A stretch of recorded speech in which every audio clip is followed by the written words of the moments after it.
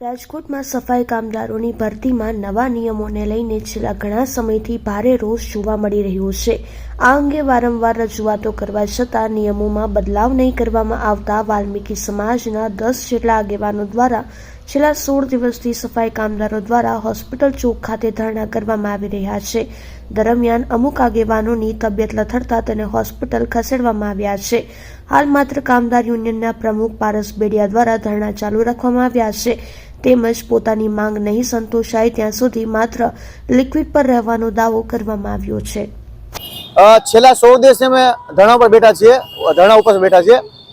8 દિવસથી અમારા પ્રતિક ઉપવાસ ચાલુ હતા, 8 દિવસથી આમનો ઉપવાસ ચાલુ છે। આ બાબતે 4-5 આગેવાનની અમારી તબિયતમાં લથડી ગઈ છે અને શિબિરમાં દાખલ કરવામાં આવ્યા હતા।